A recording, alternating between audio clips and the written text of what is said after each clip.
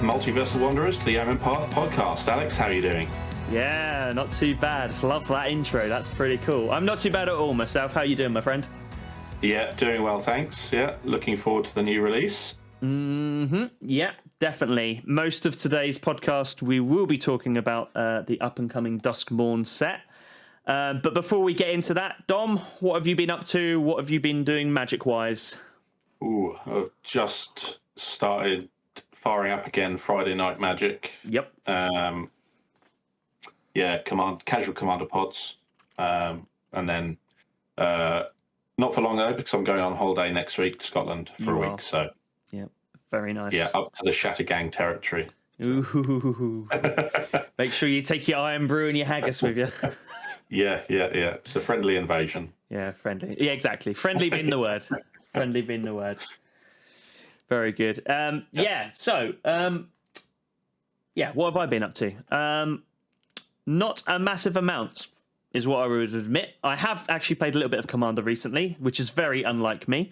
I have built a new deck, which has playtested a couple of times. I cannot remember the guy's name, but it's the dude from Thunder Junction that turns your treasures into free constructs, and it gives them vigilance and haste. Oh yes, so he's the alternate commander from the Outlaws precon. He is, and I'm very much enjoying him. Although the first time I played him, card drawer was not very good in that game, whereas I played it twice yesterday. I think I played it twice yesterday, and it just got real spicy real quickly. So If you can create a lot of treasures, then it can get out of control pretty quick. The one thing I would say for it, from my limited experience of playing it so far, is having the treasures isn't the problem. It's churning through your deck,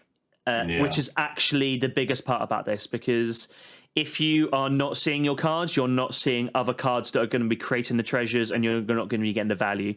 The very first game I played, I pretty much had one treasure at any one point, and my commander was just vulnerable the whole time, and it just wasn't doing its thing. So to go from not doing much to absolutely kicking off, and it just rolled over everyone, I was pretty happy with that. So I am pretty happy. I am in the process of building a new scary / themed deck for Command Fest, which is up and coming just over a week. So I've probably spoken previously. I'm looking to build the Reaper King for anyone on the YouTubes. That is the Reaper King. And Halloween deck. Yeah, classic Scarecrow deck / Changeling / Shapeshifter deck, where you just what's that? I don't like your Smothering Tithe. I'm going to play my Scarecrow. I'm going to destroy it. Your opponent doesn't get to keep their permanents anymore. Pretty much. That's pretty much what it boils down to. As you play some of the worst creature cards ever printed in Magic's history. Yes, but most of the Scarecrows. But combined with that commander turns them quite good. I think I was thinking about this earlier. I think I'm going to have to build a lot of protection into it, because I think people are going to be like, don't care about your Scarecrows. What I do care about is your Reaper King. Maybe we'll look at some hexproof or something like that. That'd be absolutely fine. Okay, so we are just approaching Duskmourn release. Unfortunately, I can't attend a pre-release this time. I know I've been pretty bad with these pre-releases recently, and by the sounds of things, you cannot attend one neither. Yeah, unfortunately, I'll be driving up to Scotland, so that'll be unfortunate. No pre-release for me either. No, tell you what we might have to do. Maybe we'll get a couple of pre-release packs, and we'll do our own little thing. How does that sound? That sounds great, actually. Yeah. I'd be down for that. I do really enjoy it. I do really, really enjoy it. I know it's nice to do it with others and stuff like that, but at least it gives us a bit of a taste. Okay, Dom, so why don't we kick off? Why don't you talk to us about the new mechanics that are involved in this new set coming up then? Yeah, so there's a few interesting new mechanics. First and foremost, you have a new enchantment type called Rooms. Yep, these are cool. And these are similar to split cards in some ways, so you can choose which half of the card to play. Now, there's often one which is a lower mana cost, and then one that's a higher mana cost. So if you draw it late game, great, play the high mana cost and get that effect immediately, or even both. Yeah. Because one can basically, once they're on the field, you can actually pay the mana cost of the other half of the card to unlock that room, and that will gain you the additional effect. Some of them are permanent effects, some of them are just one-offs. But yeah, all of these cards are quite interesting. They've got full cycles at most rarities. Yep. I think in this set. I think the thing that's really interesting about these is exactly what you've just sort of said. So we are so used to these split cards, you get to choose one or the other. But the beautiful thing about this is these room cards is you can play either one side. It can stay on the battlefield. And then I think the terminology is you unlock the other side, if I remember rightly. Right. So, yeah, you have to do it at sorcery. Only at sorcery speed. So you can't do it at instant speed and get get double strike at instant speed and then kill your opponent. It has to be done at sorcery speed. So once you've got one room down, then you can pay to unlock the other. Yeah. And you can, whichever one you play, you can then unlock the other for the stated mana cost. I think these are really interesting. I'm really excited to play around with these. I know this set is it feels like a very heavy enchantment set, and I think this is going to be a really nice addition to the game. Actually, just going to put you on the spot here, Dom. How much play do you reckon these are going to see in standard? It really depends. There's quite a few cards when we go into one of the other mechanics. There's quite a few cards that care about enchantments entering. Mm-hmm. Get some bonus, and I mean, some of these rooms are 2 mana, so actually some of them might see play. The mythic ones and the rare ones, some of them seem actually quite powerful. Yep. So yeah. I think we'll see some of them.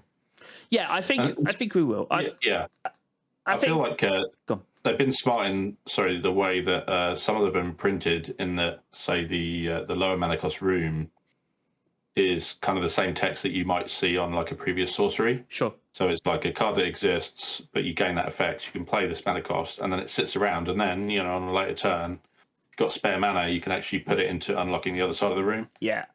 So they might end up replacing those kind of sorceries, right? I feel like these will potentially, I mean, as in general, I think could help fuel tempo and mid game plays, potentially, or having that sort of to the mid game to the late game advantage. I think that could work really, really nicely. Actually, I've seen a few of them that are quite nice. We'll come on to a little bit of the cards today. I've got one that I want to particularly talk about later on, but. Yeah, I think these are really quite interesting, actually. I'm looking forward to playing with these, that's for sure. Yeah, I mean, there's a lot of functionality, and especially in Commander with enchantments, obviously. I think Commander is where you'll mainly see these, personally, but yeah, be interesting. We'll see. I think the unlocking being sorcery might be what holds it back, but we'll see. Yeah, but then equally, you can't really play some of these effects are pretty powerful. Yeah, exactly. And also, look, you got to remember it's an enchantment as well, and enchantments, they tend to stick around, right? But also they're sorcery speed play, aren't they? They're not, I know there are the odd enchantments and that sort of stuff, but that you can maybe flash or play at instant speed, but they are very rare. They're generally auras, aren't they, that protect the creature. Exactly. Exactly. So, and I think you're right. Some of these cards playing at instant speeds would be wild. So, probably best at that. I'll take the next one. Another keyword ability is impeding, which is quite an interesting one. I will read it straight off the card. If you cast a spell for its impeding cost, it enters. So it's impending. Sorry. Impending doom. It is impending, of course it is. Sorry, it's my dodgy reading going on there. Impending. I will start from the beginning. If you cast a spell for its impending cost, it enters with 4 time counters on it, and it isn't a creature until the last is removed. At the beginning of your end step, remove a time counter from it. So it's a little bit like it's just gone from my head. The Timey-Wimey deck uses them quite frequently. And almost. The what, sorry? Oh, suspend or suspend. Yeah, suspend. Those kind of things. They're very, very similar. Yeah, so notably these creatures, I'm not sure if all of them are, but the vast majority. I think they all are enchantment creatures. So they're basically hanging around as an enchantment until the last counter is removed, and then they become this creature. And most of them, like the overlords, are, a lot of them are very powerful. So like the example I give on I think there's one, like the green one is 5 mana, 6/5. When it enters the battlefield or attacks, you create a tapped colorless land token named Everywhere. That is every basic land type. So some of these are really interesting. Yeah. And yeah, obviously, so you will get that when it enters the battlefield. Yep. The first time, and then whenever it attacks after it's become a creature, you'll get this effect again. So that's the overlords in particular. But yeah, I think there are other cards with it. Yeah, I think the thing I really like about it is you get a payoff for them entering, and generally, and then I'm looking at the overlord of the boiler bilges, I think it is. Okay, yeah, is that the red one? Is it? Yeah, that's the red one, and it's when it enters or attacks, it deals 4 damage to any target. So that's really powerful. 4's an interesting amount actually, because for a long time we'd see 2 or maybe even 3. But 4 that's a hell of a reach on it, isn't it? Yeah, it's more than a lightning bolt. Yeah, and I know obviously it sounds like 4 mana for 4 damage as it enters the battlefield, but your opponents have got to deal with this, and I know there'll be enchantment removal knocking around, don't get me wrong, but they've got to deal with this. Otherwise, this is going to be a problem quite quickly. Let's be honest, even if it's a 5/5, that's pretty meaty. And you're doing 4 damage every time you go to attacks. If you can't deal with it, that game is over. Yeah. Is it going to be becoming a staple? I mean, I'm making a sweeping statement here, but is this going to become a staple in a fast mono red deck? No, I think this is too expensive for that. But I tell you what, is it to any target? Yeah, any target as well. So actually, as a finisher, you might have one of. Could do. Yeah, no, that's a good point actually, because it is a finisher. Basically they've spent all their removal getting rid of all your bits and bobs, and then this comes out towards the end, and you've done enters the battlefield, 4 damage to the face.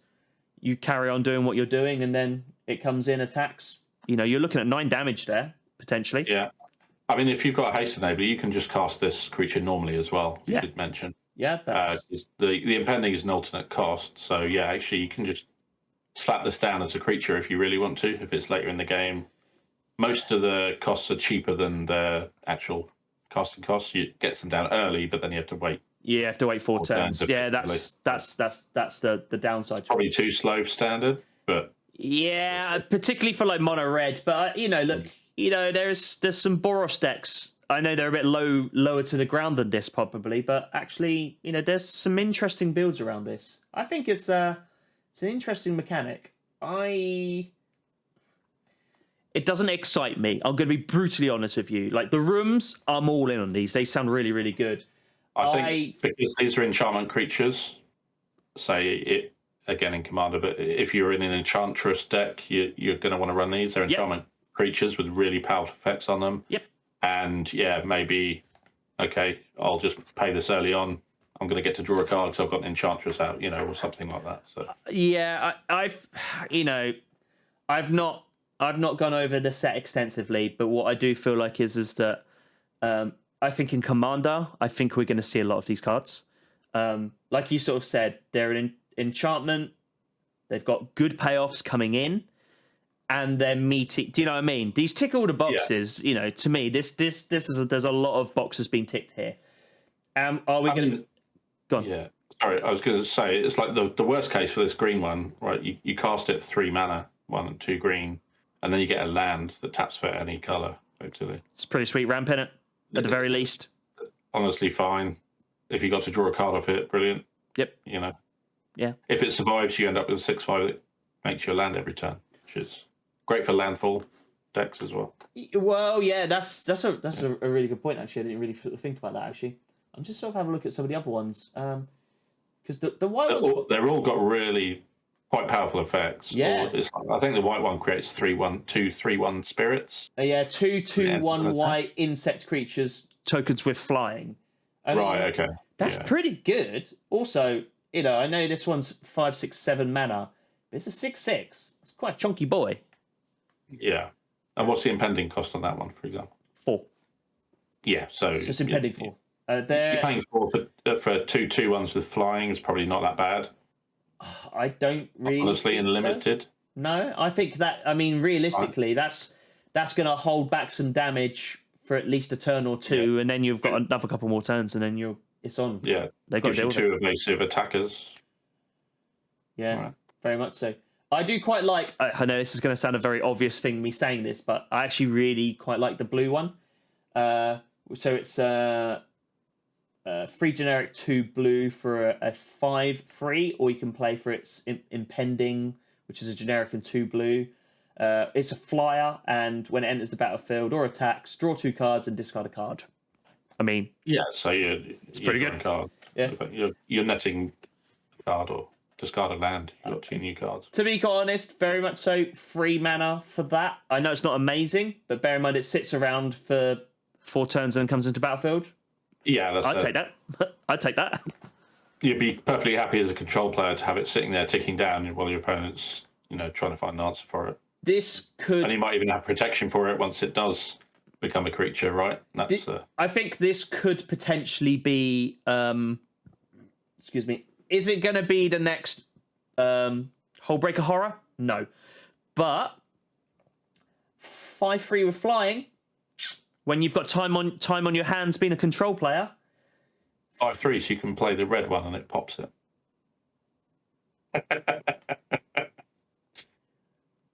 The white one being a 6/6 is kind of punchy. Yeah, but it's got no evasion. Yeah, I guess. If that had some sort of evasion, even if it had like ward or I'm not for 1 second saying this card needs ward. That's not what I'm saying at all. But if it had something like that, I think you'd be a bit more different. It'd be a bit of a different position. You are right. That 5/3 does put it into the danger zone quite considerably. But we'll see. It's a 5 power flyer. You're not going to cry about it. No, you're not. If it hangs around. You're certainly Your not. opponent might, but yeah. Well, yeah, that's up to them, isn't it?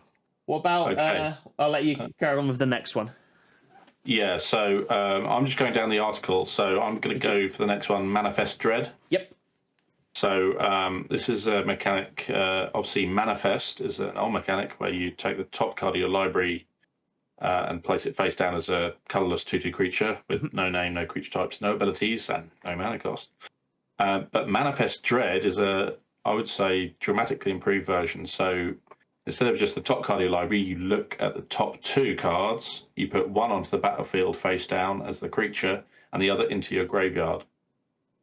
So obviously, for those who don't know, a manifested creature can be turned face up for its printed mana cost. Yes. So it gives you a much higher chance of hitting a creature and then being able to flip it up, and also fills your graveyard. Yep. So, yeah. Pretty good. Yeah. Look, this sounds quite interesting. So this reminds me. It's obviously not the same, but this is kind of that sort of cryptic coat-esque style. I'm going to take a card from the top of my library and basically use it as something on my battlefield, with the opportunity to flip it over. Yeah, it sounds pretty good. Yeah, so they did this, didn't they, in the Color mana set, where you had basically a superior version of Morph, because your Morphs created Cloak, I think it's called. Yeah, Cloak. Yeah, so it was effectively a Morph with Ward 2 for no apparent reason. Oh yeah, Ward 2 on that is crazy.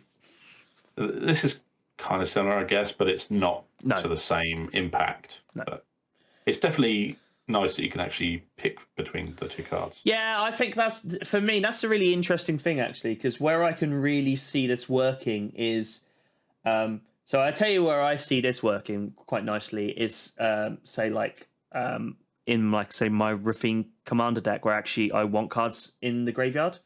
I kind of like the idea of that. So I'll look at them like, oh, my big old creature, that can go to the graveyard, and my other spell that I probably want on my battlefield or whatever. Like, yeah. Notably, there's ways obviously to manipulate this. If you can put a creature on top of your library and then Manifest Dread it,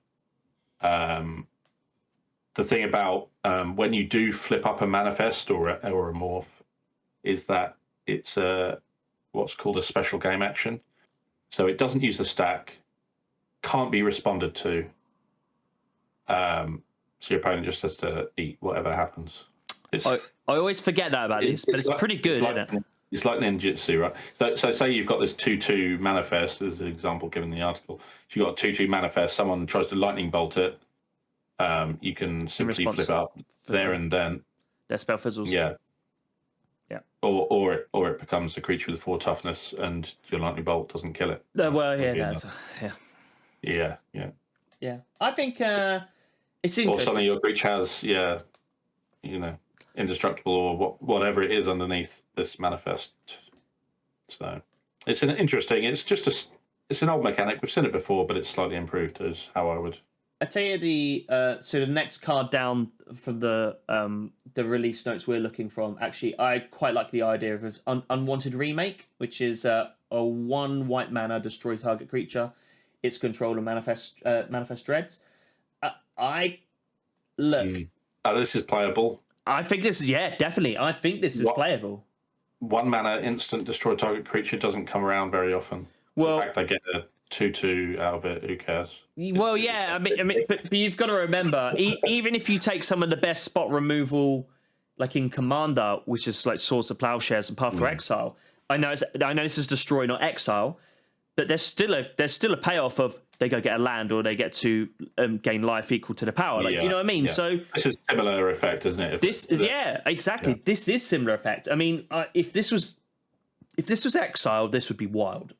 But it wouldn't have been printed in the standard set. I 100% agree with you on that. Certainly not a 1 mana. No, exactly. Right. But another 1 mana removal for white. Yeah, just good. Exactly. I still think this is a good card. I think that's probably going to see some play. I think whether it will hang around or not will depend on the type of decks that once the meta settles. If there's a lot of I'm going to put into my graveyard or like fast action responses, it might. It's an interesting one because also they might have their huge bomb creature that you'll want to counterspell, for example, and instead you've made them manifest it. So obviously you can't counter that. Yep. Once it's on the field, it's on the field. Flipping it face up, you can't stop that in any way. So. No. I think the one thing that there are a few in there, but obviously that's as a control player, that's when you're thinking to yourself, my board woes now need to deal with that. So yeah, maybe you side it out, but it's still great. Oh yeah, I think so. I mean, 1 mana destroy creature is great, full stop. Yeah, I think that's pretty can't really argue with that. No, you cannot. So did you want to do the next? Yeah, sure. So the next one I can see is Survival, which is at the beginning of your second main phase. No, that's not the best way of putting it, is it? So basically, what it sort of says is at the beginning of your second main phase, this is written off a card called Cautious Surveyor. It says at the beginning of your second main phase, if Cautious Surveyor is tapped, you gain 2 life. So let me just scroll down. Yeah, okay. So basically, what's happening is they're on creatures, and you meet the criteria, and it gives you a little Brucey bonus, basically by the sounds of things. Yeah. So it's obviously the easiest way to tap a creature is to attack with it. Go to combat, exactly. Yeah. Or notably, there are some vehicles in this set. Mm-hmm. Yep. So you can tap them to crew the vehicle. Don't even have to attack with the vehicle, right? They're already tapped. So you move to your second main, and then suddenly the creature that crewed it has got a bonus for being tapped. 100%. Yep, that's free. That's free value. But as far as I'm concerned, that's free value, isn't it? And I think, as I was said off stream, it's like we're about to go into 2025, and they've talked about having the Death Race set, or further down the line. So there'll be a lot of vehicles kicking around. So it'll be even easier if there's some good ones to be able to tap these creatures. I think you may find with some of this that some of these cards may not be forgotten, but maybe just pushed to one side a little bit. But I think you're right. When that set comes out, I think we're going to see a lot of these will probably end up potentially being staples of certain decks. That's for sure. some of them will almost certainly have been designed with that vehicle synergy in mind. 100%. Yeah, 100%. I can only see this one as an example, but I mean, it is effectively, if it's tapped, gain 2 life. I mean, it's on a 4/4 body as well. I mean, it's still pretty good. That's personally. pretty good. Yeah. I mean, there's one in white, which is a 1-drop 2/1, and if it survives, you get to exile 1 card from a graveyard. Oh. Okay. And then if you've exiled 3 cards with it, it gets +3/+3 and has hexproof, so it ends up being a 5/4. That's really good. Not that long, but actually, if you've got a vehicle, not that difficult. I still think that's pretty good. I still think it's pretty good. And then, more importantly, once you've achieved its goals, it has hexproof and and the buff. I think that's really good.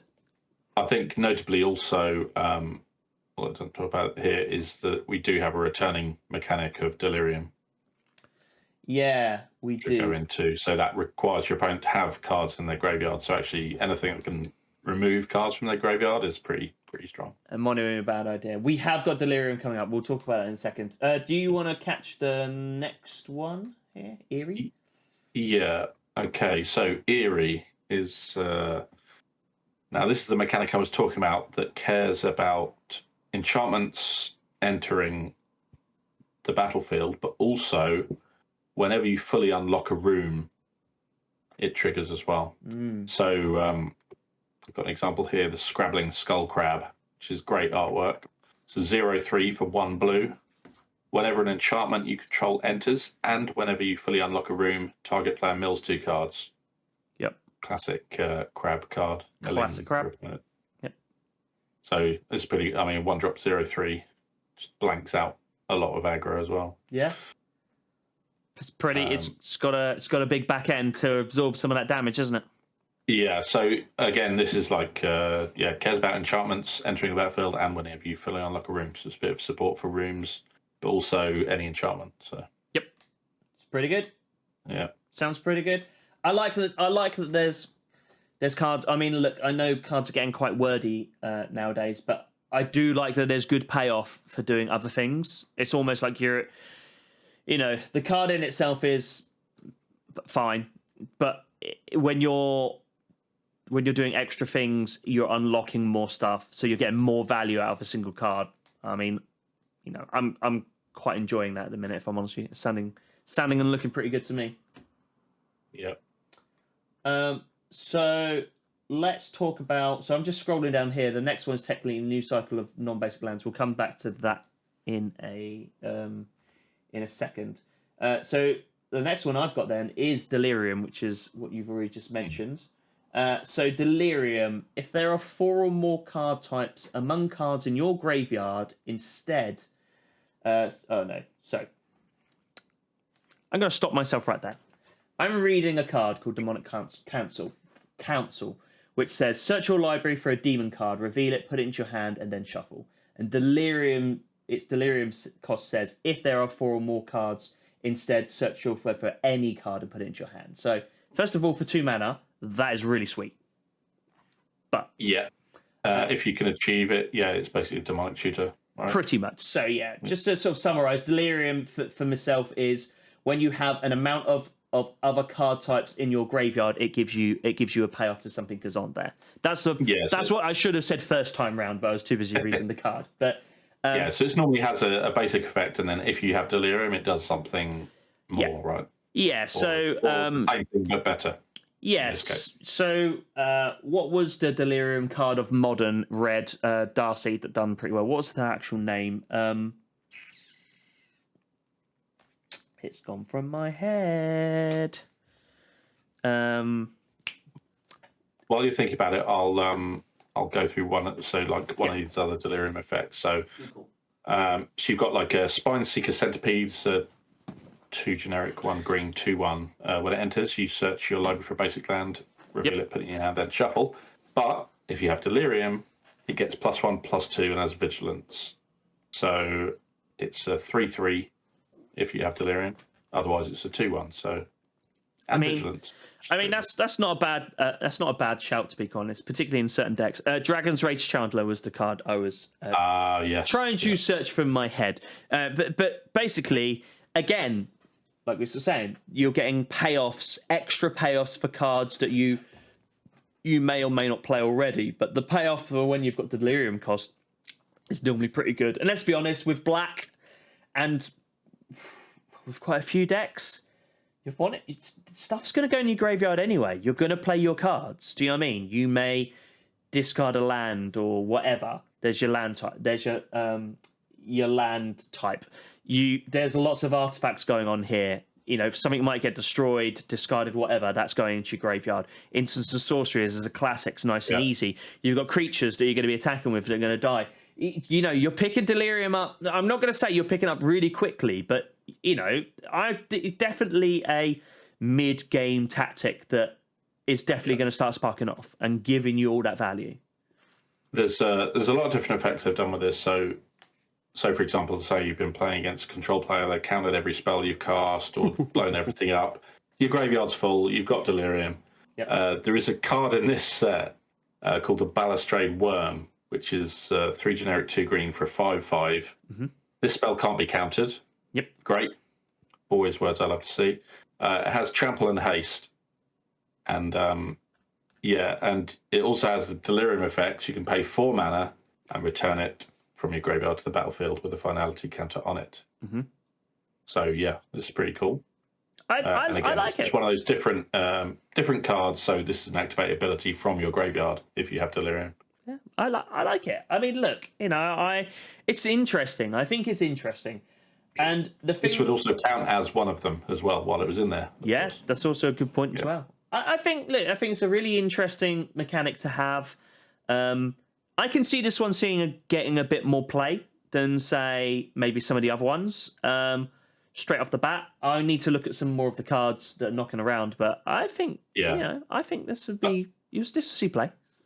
I honestly think, if the card itself is playable without getting the Delirium effect, it will obviously see play. 100%. Some of them are probably unplayable unless you can guarantee the Delirium effect. So it'll be interesting to see which ones make it through that, what I would say, gauntlet. I suspect probably quite a few of them won't quite make the grade. But the beautiful thing about Standard and any sort of format, particularly Eternal formats, is sometimes new cards come in that then spark up old cards, like we were talking about with the vehicles coming up. So, you know, it's always worth keeping an eye out for this stuff. It's amazing how often you'll be watching something or reading a piece, and all of a sudden this card from 3, 4, 5, 6 sets ago, all of a sudden a particular card spikes up because it works with a brand new card that's just come out. Yeah, with a 3-year standard as well. Yeah. You know, you get some cards that have just been totally forgotten about, and then suddenly they'll combo with some new card from 2.5 years later, and you're like, oh. Yeah. Still creates a new deck or a new archetype, or it can do. I mean, it also means other ones are hanging around. So Sheldred will be around just for a little bit longer, guys. Just to let you know. Oh, goodness. I'm going to let you talk about schemes because I have only just seen this, and I'm like, what are these? So I'm going to throw you in the deep end. Yeah.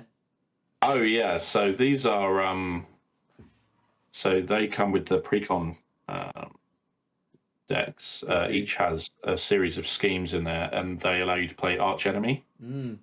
So now, historically, Archenemy was kind of a box set. So you got like 4 kind of constructed decks, and then you had an Archenemy deck.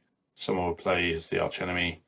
You'd try and team up and beat them. So I think there was a Nicol Bolas one, and there was another one that I can't remember. But, I do remember it something else. Yeah.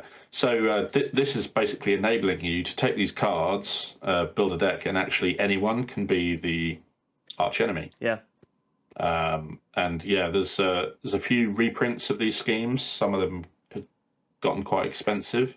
Yeah. So there's a few good reprints in there if you do want to collect them. Yeah. But there's also printed a lot of new ones which actually reference Commander, which obviously the previous ones didn't because they weren't part of a Commander set in any way. So I think it's it's just a new way to play. So just bear in mind what we've been talking. I think it's important to sort of say this is not standard. This is just they come with similar to historically the Planeschase cards that come with the Commander precons. These are similar to those. You get a deck of slightly larger I guess, 10 cards with each precon. So if you get all 4, you can put them into one giant deck, I guess. I just realised we were talking about new mechanics, particularly talking about standard, and I just threw you into this, and then thought it's probably worth mentioning that. But yeah, they are new cards effectively that are being released as part of the set, but not only with the commander decks. So standard players don't need to worry about those. I don't know the example you've got in front of you, but I've got "You Are Worthy of Mercy," and that's a beautiful bit of artwork, man. Well, it's beauty in the eye of the beholder, of course. It's incredibly, dark and spooky. But some of these effects are pretty crazy, but obviously you've got to remember how it's designed to be played. So it'll be 3 players against the one that is playing whatever that card does. Something insane. Yeah, well, it says when you set the scheme in motion, each opponent sacrifices a non-land permanent. If you control 6 or more lands, each opponent sacrifices 3 non-land permanents. I mean, ouch.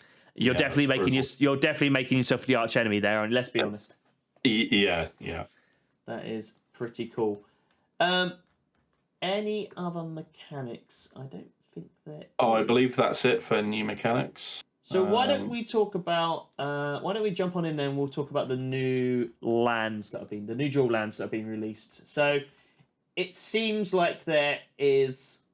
I don't want to stand. Useless, isn't it? I don't want to say there's new dual lands constantly coming in, but we have had some recently, particularly Thunder Junction. I think those are pretty good. Yeah, they're the Surveil lands, right? So Surveil lands. They notably have the land types on them, so they are fetchable. Yes. Which obviously makes them totally playable.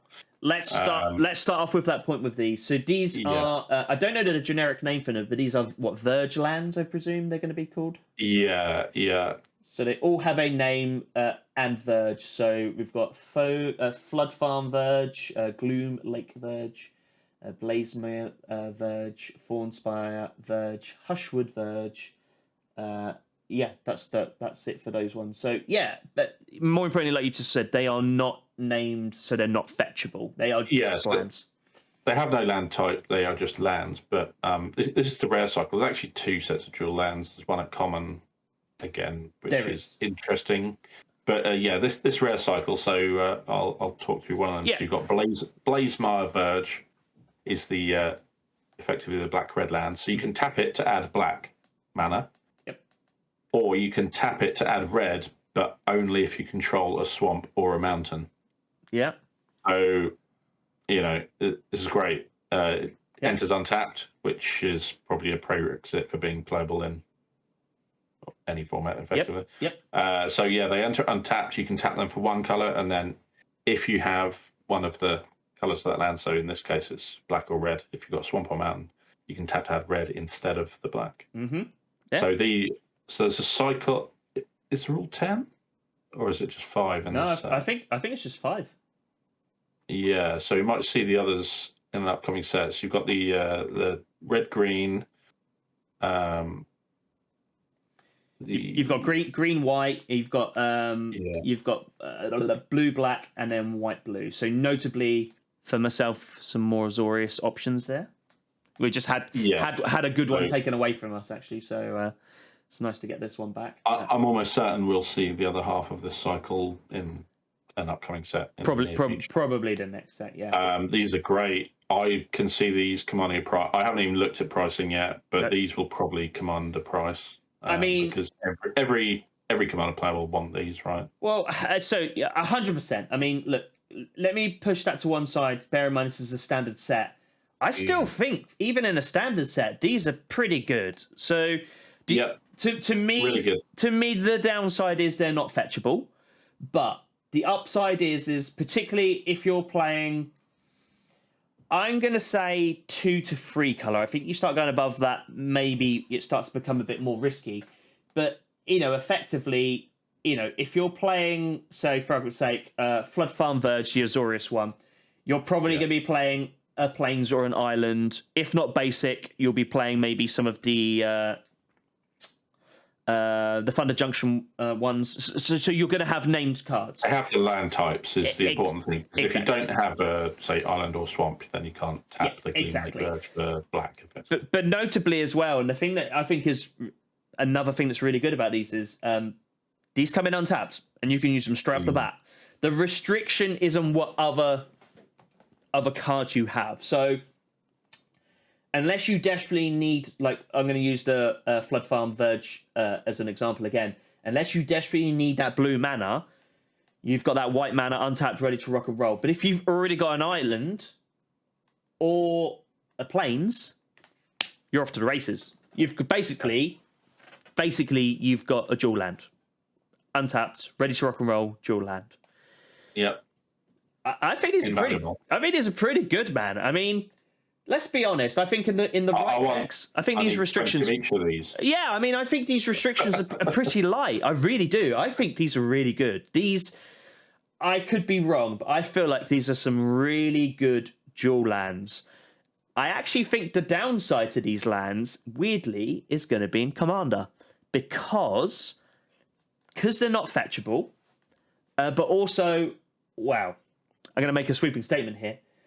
I think they're going to be less powerful for me because I tend to play a lot of fetch lands, so I need those landed, and I don't play a lot of basics. So for me, they're going to struggle. But well, you can go fetch your shock land, which has both land types on it, and then this taps for what you want, right? So that's you're also right there. But I tell you what's even better than that, Dom. Instead of getting that shock land or getting that one land, I was thinking to myself, that swamp's great, but I could really do with a white. That fetch land that sweeps in there, and you sacrifice it and pay one life and go get that white you really want. No good when you're on 1 health, though, is it? No, it's certainly not. I think these are really good. Superior if you're on 1 health. Yeah. No. Yeah, definitely. I mean, these are really good. I'm quite excited to play with these, actually. I think these is a really nice addition to Standard.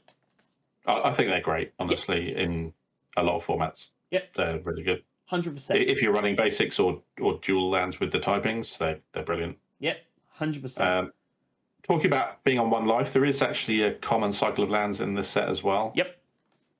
And they enter tapped unless a player has 13 or less life. Mm-hmm. So these are, I mean, yeah, they're useless.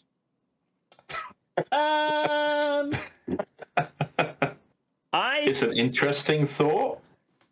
And say you're again, they don't have the land types on. They are common lands. They're only there effectively to enable you to run, for limited effectively on it.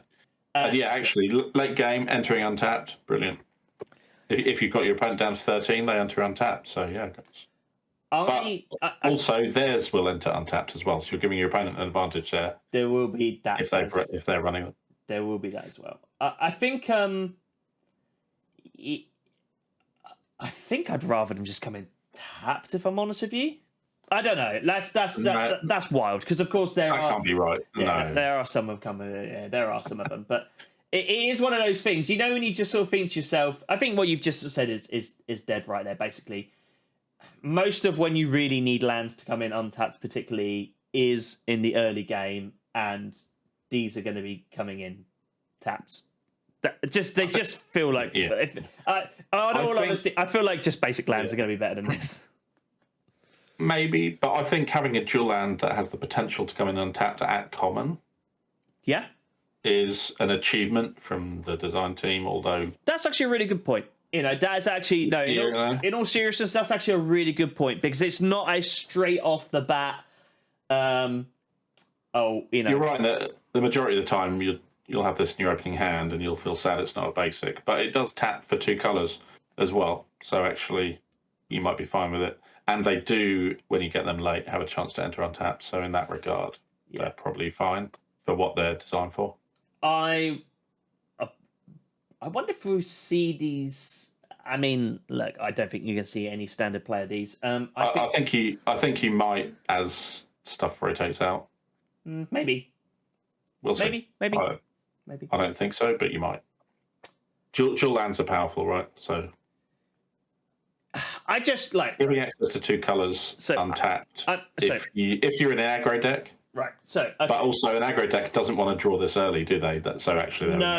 Okay, yeah. So the way I'm looking at this is so as I've got this pulled up, I can literally see the rare lands and the common lands. They're married up together.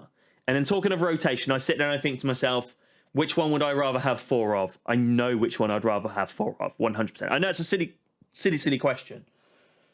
Would I want to put 4 of the others? Yes, but you're a pauper player, so you can't run the rare ones anyway. So these new common lands that can enter. I have been. I was literally about to make the point that actually these feel quite nice for pauper. Actually, yeah, I'm going to have to chat with Emma and see what she says about these. Actually, I'd be interested in what she says, but equally, fundamentally as well, having more like dual lands, even if they do have restrictions to this, is always pretty good to have in it. At the end of the day, these will be pulled in packs. They will be whacked to one side.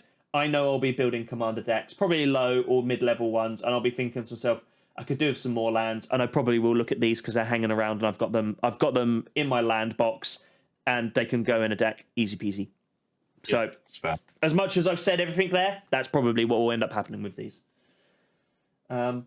One thing I just would like to quickly talk about while we're talking about lands as well is the full art lands on these, the full art basics. My lord, these are amazing. These are just awesome.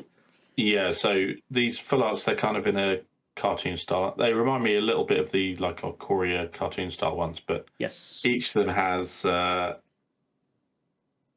Is it each of these? It must be the overlords, is it? I think each color has its overlord on the card, overlooking a group of survivors making their way through each of their domains, I suppose. So, like the green one, they're walking through a little garden. There's little plants with eye stalks on, and yeah, looking at all 5 together, I thought before I saw this, I assumed that it was all of Valgavoth, who's like the demon that rules this entire plane. Maybe it is. No, but I think it is Valgavoth. Yeah, so I'm just looking at the green overlord, and it looks nothing like that.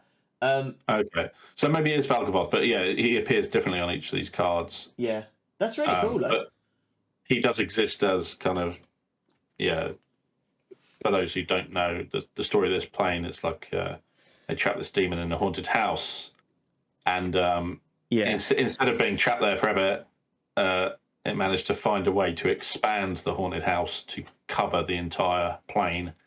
We don't really know how big that is, whether it's a planet or a plane with edges like Theros, but this haunted house basically takes up the entire livable space. We probably should have kicked off with talking about this actually, but while we're talking about this, we've already started. So let's before we move on to some cards we're interested in, let's talk about that actually, because I think you've summed that up really, really nice. Yeah. But the one thing I definitely look at these cards and I definitely get a feel and a vibe for is I get two vibes. Right, one is the classic kind of almost 80s horror feel. Which I'm all about, by the way. And then the other one as well, arguably you could probably say is still 80s, maybe 90s as well. There's definitely a Ghostbuster vibe to this as well.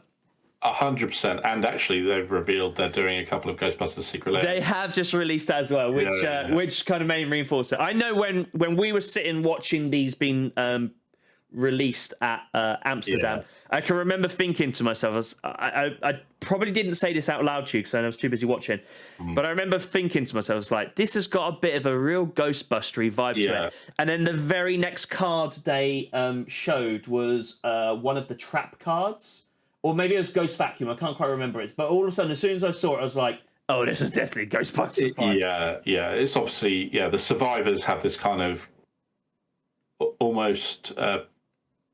I want to say positivity to them in that they're kind of fighting back and they're they don't. Some of them seem like they're really, really scared, and the others are kind of let's bust some ghosts kind of thing. Yeah, exactly. They aren't afraid of no ghosts. Yeah. They're the jock from the 80s horror film. They don't care. They're just having the time of their lives. The time of their lives. Happy days. No. So, what's your overall feels and vibes about this theme then, Dom? I really like it. I love the concept behind the plane itself. Yeah, is really cool. Mm-hmm. And some of the artwork is generally disturbing, but then you've got we didn't really talk about this either, but so basically on the plane you've got the demons that kind of skulk about. What I would say is that Valgavoth basically reduced the power of all the other demons, so he's the only one with any real power as such. They're just huge monsters that roam around the other demons. And then you've got the survivors kind of struggling against it. You've got the ghosts, which are kind of technological glitchy ghosts. Mm-hmm. And the survivors use like TV screens and things, and that allows them to kind of look into the kind of ghost realm or channel it, and they look like they're using it in some of their tech to fight back against the house as well, or they're capturing the ghosts and locking them away and things like that. Yep. But also, all the toys on the plane have been infested by the thing, and they've all got insects inside them and horrible stuff. Yep. It's like all of that artwork is generally disturbing, but then you've actually got some of these other things are just happy doing what they're doing. But you've got the people that have just embraced the carnage and chaos, similar to like kind of characters, and they're just running around with an axe, like a crazed killer in a movie or something. Well, hold on, just let me stop you for a second, because while I was playing Card yesterday, an interesting conversation come up about this. Yeah. So you've sort of said there's some pretty grueling artwork and some pretty scary stuff, really, isn't there? There is, yeah. In between some of the more uplifting. Yeah, don't get me wrong. I don't personally feel like there's anything in here that is like grotesque or anything that oversteps any lines. I kind of want to make that nice and clear, but it's supposed to be a kids' game, isn't it, Dom? Can you imagine? Can you imagine? Can you imagine bringing your 14-year-old country boy, hasn't seen much of the world, bless his little heart, naive as anything, comes in and these are spores and demons? Or am I overlooking this? What are you talking? Well, I mean, it is what it is. Sounds like in the holiest of books, Sounds like little Jimmy needs to watch Predator 2 like I did as a very young teenager and get horrified that way. I watched the original It at a young age, and that messed me up. That was you watch it now. I loved actually the two latest It movies. Yes, really good. Yeah. Very much so. I think that's a fundamental thing. So, I'm going out on a limb here, Ray. I think you're a bit of a horror fan, aren't you? Oh yeah, I do love horror movies. And I do as well. I think that's the thing, a true horror as well. And I feel like I'm talking particularly from the artwork style and the feel of the plane so far. But this just feels like, to me, honestly, this feels like they've sort of smacked this out of the park a little bit to me. I'm really enjoying this. And the thing that I really like about it as well is I normally find with horror, like horror genres in general, is normally quite dark. Now, I understand why they go with dark. I get it. I understand it from an aesthetics point as well. But the thing I love about this as well is I'm just rolling through this. I'm someone that I can appreciate a dark picture, whether it be in terms of colour or as in style. But I do quite like a bit of colour to my artwork as well. Whereas there is a lot. So I'm just looking at a card here. It's called Give In to Violence. It's a black card and it's quite a dark piece of art, but it's got a deep red background to it as well. Makes it really, really pop. I love all of that. It's inviting to the eye. It's still dark, spooky, scary. I'm really enjoying the feels and the vibes of all of this.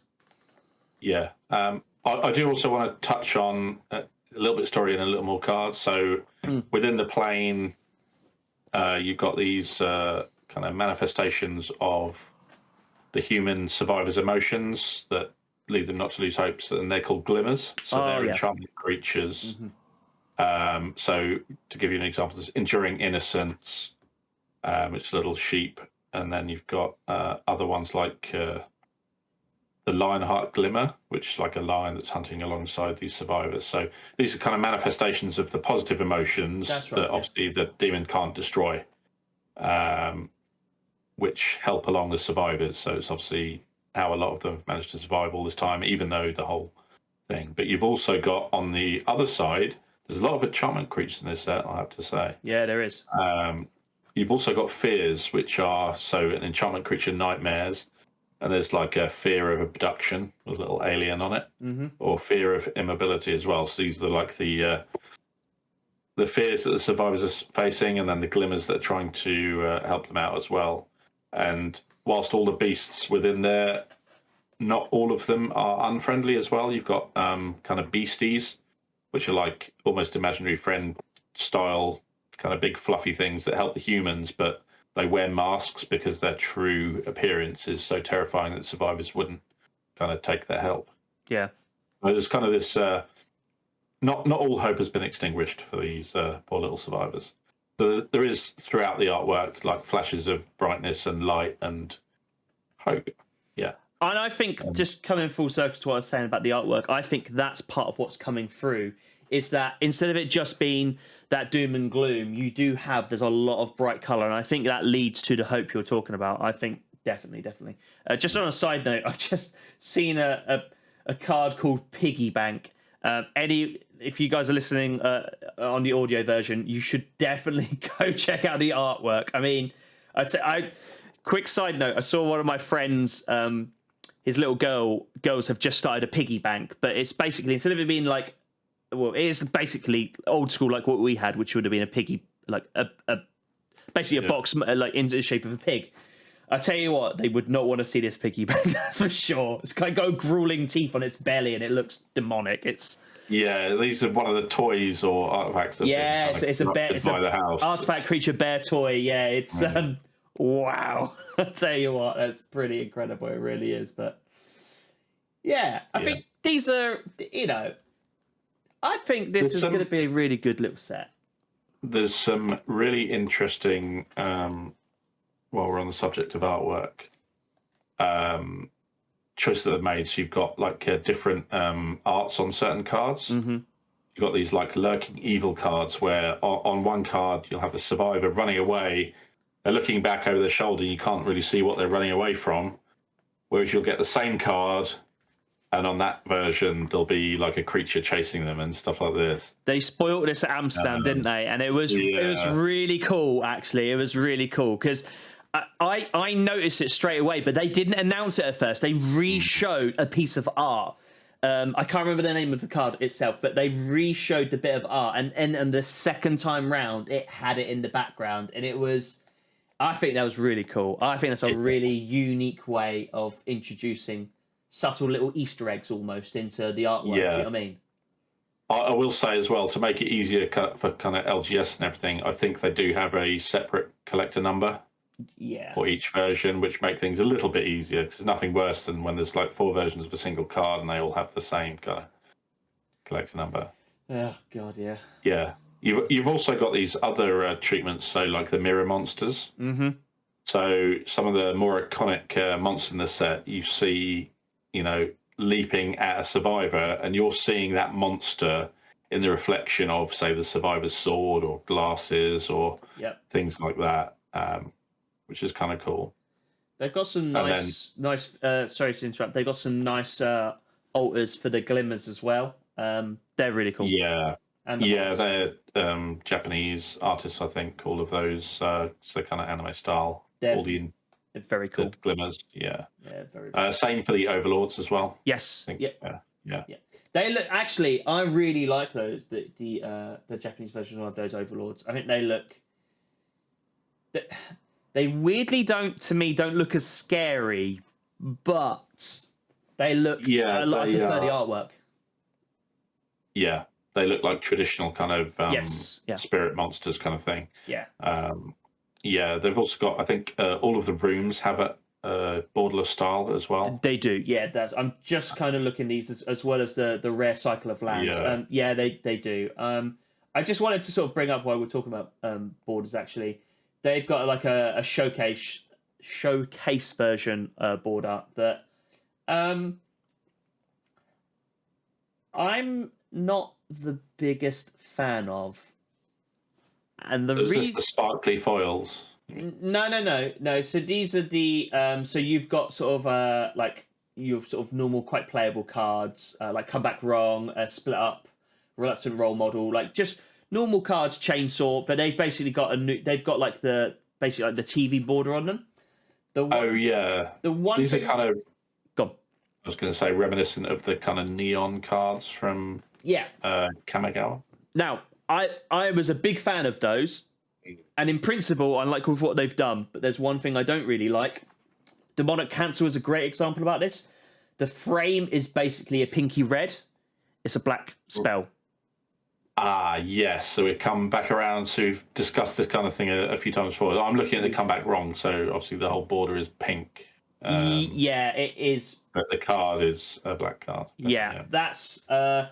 which is then even more confusing, because if you... Well, just in the way that I'm looking, if you look a little bit further underneath, you've got, I would arguably say, a slightly softer pink that is then the red colour. And I just feel like they should have distinguished that a bit different, because the rest of them are fine. Also, Ghost Vacuum, which is an artifact, it's quite like a neon in blue, which is very similar to the blue cards. I think, so they've kind of... They have given them their own unique colours, haven't they? But they're just slightly... So, like, obviously, black historically is kind of purpley, isn't it? If they give it a special thing. Whereas this one is maybe a bit too neon-y. Looks more like a pink. Yeah, I think so, yeah. I mean, look, at the end of the day, is it going to cause big issues? No, but I do also feel like your colour identification should be quite obvious. Or... a bit obvious than that. Let's put it like that. You should be able to look at the card and know what colour card it is. And I know there are people out there be like, well, just look at the colour pip of the man. And I get that. Honestly, I do. But when you're... Instead of leaning over... I'm not very good... Sometimes when it comes to board states, I have to look at people's boards. And I don't like doing that, because what traditionally happens when you look over people's boards, they get nervous. And they start being like, whoa, what are you looking at? You know, why are you looking at my board? And you're like, whoa, I'm just looking at a board state. And do you know what I mean? It's the Eye of Sauron. It's the Eye of Sauron. Something's going to get blown up. Exactly, 100%. So I like to try and do it. I try to be a bit more subtle about it than like lean over and I'm looking over your board state. But also, I know that I could have a little look over, and I could quite easily be like, okay, well, what red, blah, blah, blah. So I don't know. I just feel like it would have been nice just to have that bit of... It's a very small little thing, because actually the borders and the artwork looks absolutely sick. They look incredible. I want to make that nice and clear. I just wish that the black cards were just a bit more black. Maybe if they were purple, I think that would have definitely helped. It might be one of those things where actually you need to hold one in your hand. That's exactly what I was going to say. I was literally about to say, hopefully in real life they look a little better. They look a bit more distinctive. But yeah, there's some really nice... I'm liking the collector versions of some of these, or the alt arts, or showcased, however you want to put them. Yeah, some interesting versions. Yeah, you've got some of the main heroes from the set who have obviously, I almost said Planeswalk, but they haven't. They walked through an Omen path to get there. So like the Wanderer and Zimone from Strixhaven. I think Tyvar. Yeah. Oh no, Kaito's the Planeswalker, but he still has his spark. Yeah, he does still have his spark, and he followed the Wanderer there. Basically, the Wanderer walked through a portal, and he was like, "Oh, not again!" And then he planeswalked after her. But yeah. Also, we did forget to mention actually Leyline's returning. Oh my, yes! Like so, not a mechanic as such, because they are just enchantments, but obviously they are a distinctive set of. So weirdly, when we were watching this being pre-reviewed, is one of the most exciting parts that we were talking about, wasn't it? The thing that we were really like, oh, Leylines are back! This is amazing. Yeah, Dom is 100% right. We have a new Leyline cycle. So Leyline of Hope, Leyline of Transformation, Leyline of the Void, which is obviously just a That's reprint. a reprint. And then Leyline of Resonance and Leyline of Mutation. I mean, Leylines are always pretty funky. For people that don't know what a Leyline is, as Don rightly said earlier, it's an enchantment. But the thing that is the good thing about these cards is they have an interesting line of text which reads, if Leyline of X is in your opening hand, you may begin the game with it on the battlefield. Oh, baby. Yeah, pretty good. These are pretty good. They are very situational. So, for argument's sake, if you have it in your opening hand, I've had this happen before with Leylines. I thought, yes, I've got a Leyline. This is amazing. But I don't have a good enough hand to warrant keeping it. But I mean, that's once a in a blue moon, though, you get that Leyline of Anticipation, and you've got that turner on Soul Ring, and you've got the A, B, and C, everything else you can do, and you basically just play your land and you pass, which is a form of Magic I love playing, and then you become responsive, and it becomes into your opponent's end step before you come to mine. Great, okay, I'm now going to vomit out my creatures. I'm going to do my card draw. I'm going to do what I need to blah blah blah. Look, out of these Leylines, there's some good ones. I do like the white one. You know, the white one, Leyline of Hope. If you gain life, is an interesting one. Yeah, if you gain life, you gain that much +1. As long as you have 7 or more, at least 7 life more than your starting life total. Creatures you control get +2/+2. This is really cool. Powerful. Yeah. There's an angel that has this effect on it. Yes. And it's always an overperformer, especially in Commander. Notably, gaining life doesn't often win you the game, but actually this gives you an avenue while you're pumping all your creatures. So actually that gives you the avenue to win through that life gain. So I think that's quite nice as well is I could see this going in a lot of sort of like token decks with white in that you're gaining. I mean, I don't know about yourself or other people. I tend to put life gain into those type of decks because particularly sort of like Soul Warden and the other like the Soul Sisters. Sisters, because they're basically they are just incredible because you're gaining 1 life off of that. So it's very easy to get 7 more life moving forward than your starting life total.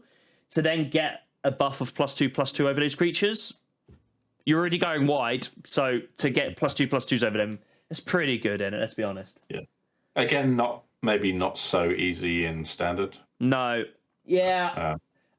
I need to have a proper read of these Leylines, but I feel like that was a bit too situational. I think Standard's a bit too quick. I think a lot of like constructed formats will be a bit too quick for that. I think reprinting Leyline of the Void into Standard when you're also reprinting Delirium is a bit savage as well. Oh, yes, it is. So, Leyline of the Void reads, if a card would be put into your opponent's graveyard from anywhere, exile it instead. Yeah, so, your opponent's not going to end up with Delirium, are they? No, they are not. Do you know what this... Well, this heavily reminds me of a white card called Rest in Peace, which I love. Oh, well, that was reprinted, but that was as a special guest. That was as a special guest, yeah. So, it isn't currently in rotation, but yeah... yeah, that card is equally as brutal. I'd probably say Leyline of the Void is probably a smidge better, but yeah, these type of things are probably there to try and keep this sort of stuff in check. But it's pretty good. It's pretty good. I'll tell you the interesting one, actually, just quickly while we're talking about these. Leyline of Mutation. My friend. This one seems really good, actually. This has an interesting line of text. You may pay Wooburg rather than pay for your mana cost for spells you cast. That's very interesting.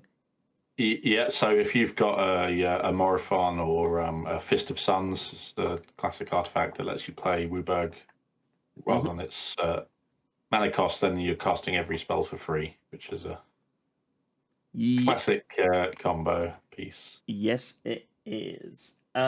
Interestingly enough, though, this is for commander players to bear in mind. You're not playing this in your mono green deck.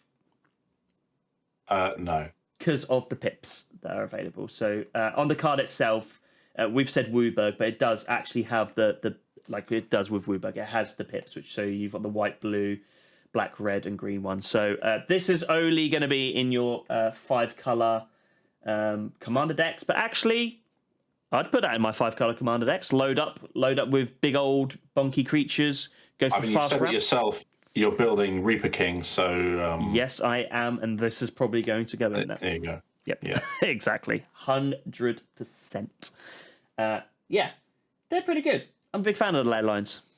Yeah, very cool. Happy days. To see some new ones. Cool.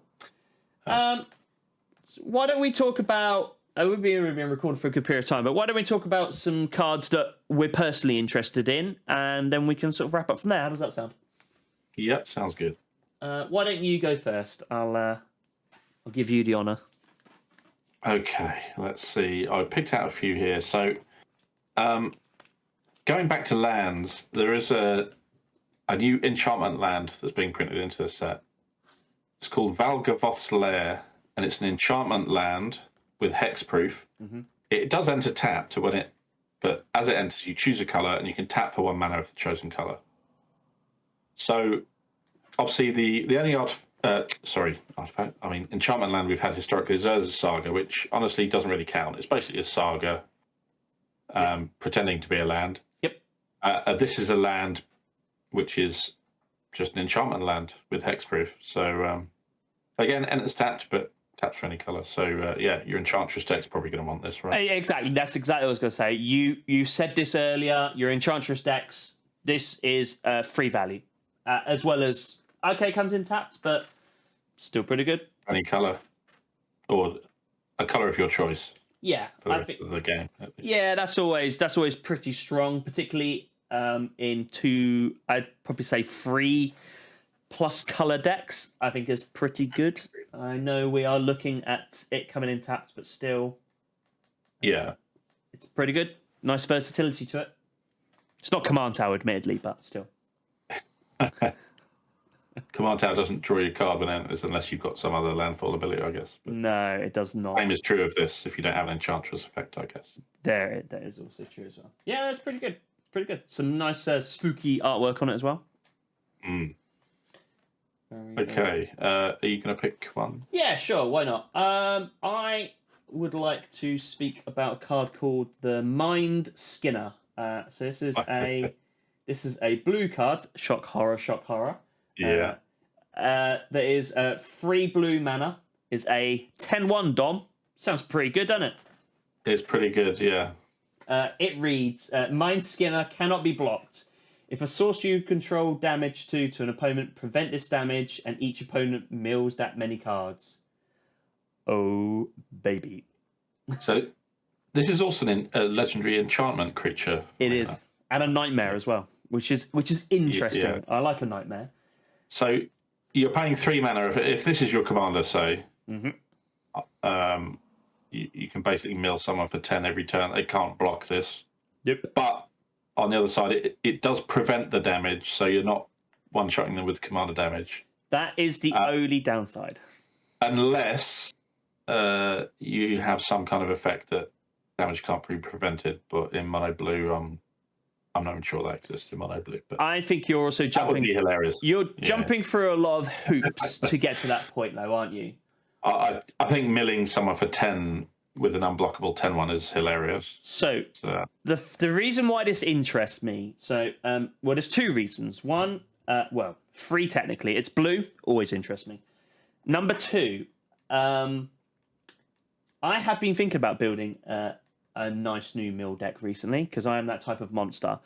But Dom, I've always found the biggest issue, which leads into point number 3 in a minute, the biggest issue with mill is you normally have to pick one person to aggressively mill to get the value out of those cards because most cards say, target opponent. Yeah. Whereas Mind Skinner says each opponent mills that many cards. Yeah, that is a very important line of text. Yes, it is. Because whereas primarily mill in Commander, I've built mill decks in Commanders, and unless you splash black, you really struggle. like really, really struggle. Like I said, you have to aggressively mill one person. That's not the nicest feeling for them. Also, I don't really want to do that, but this one's is even. This one feels nice and even, and I kind of like this one. The fact it's all of your sources as well. Yep. It's not just the Mindskin. It's if a source you control would deal damage to an opponent. Yep.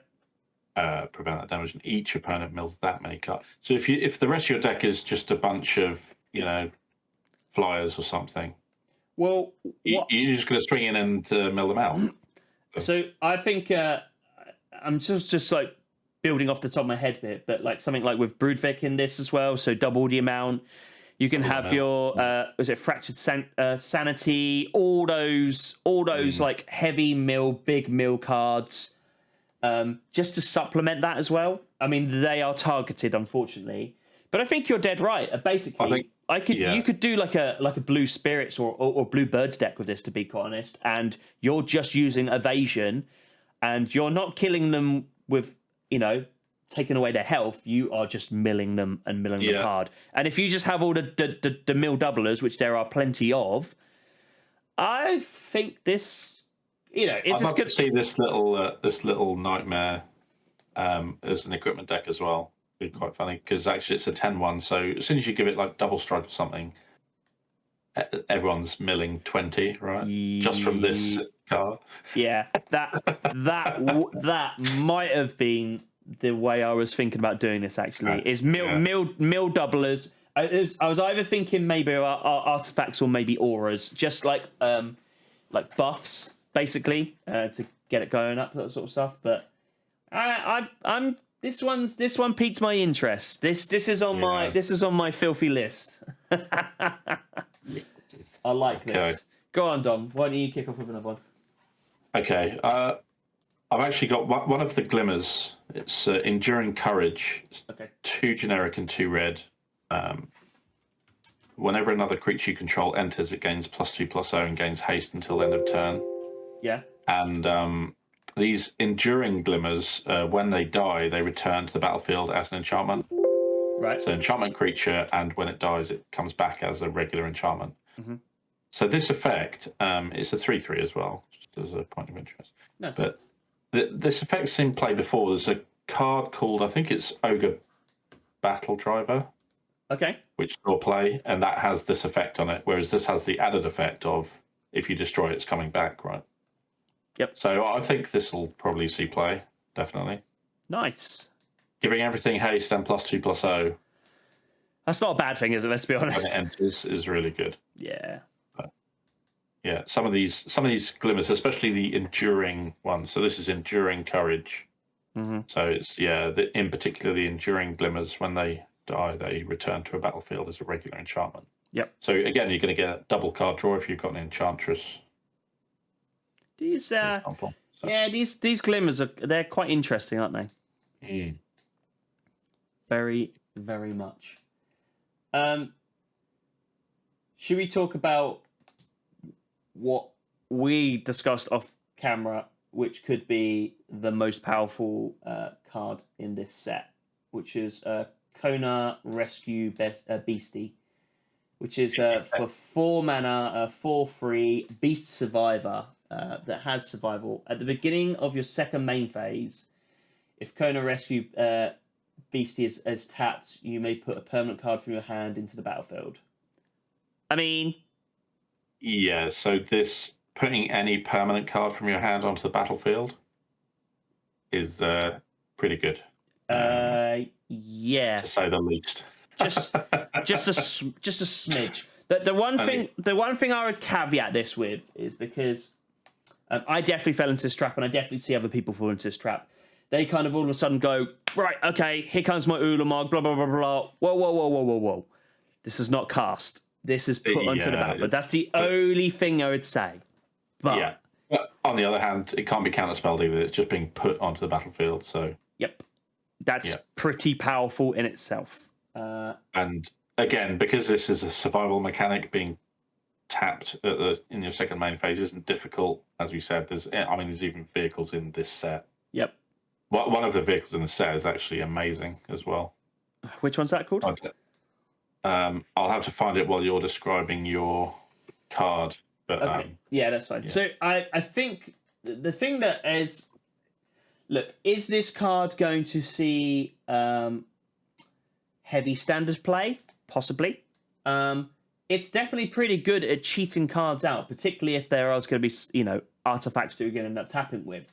But where I can really quite see this is this to me, I think would be really good. Actually, I tell you where this sits really nicely in a Kinnan deck I've got, which is basically anyone who doesn't know Kinnan, it's you basically go infinite with a ham sandwich and you just basically vomit non-humans from the top of your library into the battlefield. But interestingly enough, with this is this will trigger it and will enter the battlefield, but also you can tap this pretty quickly and easy. There's lots of tappers and non-tappers in that deck. I think this is going to be a real good card. This is going to be a good one. Good. Yeah. Yes. So the vehicle I was talking about is also in green. Mm-hmm. So it's two green. It's called Head Shredder. Okay. It's an artifact vehicle. When it attacks, you may mill 2 cards. Whenever one or more land cards are put into your graveyard from your library, put them onto the battlefield tapped. So, say you mill me out for 10 with your little mill guy, and you mill me 10 lands. Those lands are going onto my battlefield tapped. Yeah. Wow. For example. I mean, that's not bad, is it? So maybe I need one of these to in my deck. If although you might just end up milling this, who knows? But yeah, this is interesting because if you've got again the Manifest Dread, you could pick the creature to manifest out of your 2 cards, and if the other one's a land, you dump it in your graveyard. Yep. And it's an interesting, on a side note here as well, it's an interesting bit of art as well, because I mean, what even is that? That's the Head Shredder. Yeah, spidery thing. It's like it's some combination of like a possessed lawnmower. Yeah, trimmers, arms everywhere. Exactly. Yeah, it's something out of the Lawnmower Man. I guess it's wild. Yeah, that's absolutely crazy. But interestingly enough, as well, I mean, that is the focal point, and it is bizarre. The background, although it's very dark with a faint green, it's that's a nice bit of art there. It's interesting, very very interesting. Okay, I'll pull up another one. Talking of horror, the Jolly Balloon Man. Oh no! So this Jolly Balloon Man is 1 generic, a red, and a white for a human clown legendary creature. 1/4 has haste. Is pay 1 generic and tap. Create a token that's a copy of another target creature you control, except it's a 1/1 red balloon creature. In addition to its other colours and types, it also has flying and haste. Sacrifice it at the beginning of your next end step. Activate early as a sorcery. So it's a bit of a Kiki-Jiki light, really, isn't it? Yeah, pretty good. I like this. I like this card a lot. It's a really powerful effect. Yeah. The artwork is one of the more horrific in this. Yeah. So if for anyone that's listening or anyone doesn't know, he appears to be blowing up what looks like the skin of someone's head, basically, as a balloon. Yeah, he's turning people's heads into balloons. And as I said before, it's like, this reminds me, if anyone's watched Japanese Tales of the Macabre on Netflix, season 1, episode 3, it reminds me of this. But trigger warning going into that is, suicidal themes. But it's about this horror tale where all these balloons start coming down, and nasty stuff. Yeah, you were telling me a bit of this off camera. It sounds quite interesting, quite dark, but quite interesting actually. Yeah. I recommend watching that series. Yeah, we were talking about this before, and I think I might do. Yeah, it's based on the art of Junji Ito, who has actually done some magic cards. He did some of the magic. He did a Secret Lair and a version of Elish Norn as well. I tell you what, I'm loving this trend of Japanese artists coming through into Magic the Gathering, particularly into like the more Western Magic the Gathering cards. Like, they are phenomenal. I absolutely love the stuff they do. Really do. So the Glimmer Showcase and like you say, the Overlords showcase Japanese artists. I think this. Yeah, they're beautiful. So the thing I like, the other thing I like about this as well, he's the jolly balloon man, Dom. Yeah. Like I say, this having a whale of a time. obviously one of these survivors who just embraced the madness. Yeah. And he is now hunting survivors for his own amusement, and using his powers to turn their heads into balloons. Well, it's interesting because he's got one of those masks you were saying over his face, so he's obviously turned into some. Yeah. Some so these are. Yeah. So you've got the kind of they do have a name, but I can't remember what they're called within the set. But I can't remember what they're called. But they're basically your slasher villains and. Yep. People who've gone crazy and mad within the house, and just they live there quite happily doing their thing. Yep. Apparently, he's happily blowing up human heads. Why not? Hey. No, I think you're right. I think it's a powerful effect. I think it's quite an interesting little build potentially. I wonder whether like I was sort of saying off camera, it's a low mana cost commander, which I always quite like. I think when you start going sort of maybe 4 or 5, you need to get some serious power out of it. Otherwise, it just dies a couple of times, becomes taxed out of it. But this is low, quite accessible. Having haste as well. You can do the effect straight away if you've got more than 3 mana. Exactly. I think it'd be interesting. I'm going to be looking into this. I think you could build something quite interesting with this. I think this would probably definitely be more of a combo deck than anything else, but. But yeah, 100%. Pick us another one, Dom. Okay, so I'm going to pick. This is a controversial card, actually. There's been some discussion about it. It's legendary creature Marina Vendril. Okay. It's a 5-color, so it's 1 of each Wooburg mana cost. Human Warlock, and it's a 3/5. When Marina Vendril enters, reveal the top 7 cards of your library. Put all enchantment cards from among them into your hand, and the rest on the bottom of your library in a random order. Sorry. Okay. Yep. And then she has a tap ability, so it's just tap, lock, or unlock a door of target room you control. Activate only as a sorcery. That's very interesting. So this is obviously a card that's been effectively printed for Commander to allow you to use every single one of the new room cards, which is great, right? Yep. But as is often the case with these kind of 5-color commanders, it feels like room commanders are now solved. There's probably not going to be a better one than this card. Yeah. Similar to how they did the shrines. What's this? The shrine commander? Well, that is the shrine. If you're building a shrine deck, that is your commander. That's now your go-to for it. And your deck's completely built itself because they've created a custom card that does exactly what you need it to, which obviously at the inception of the commander format was not.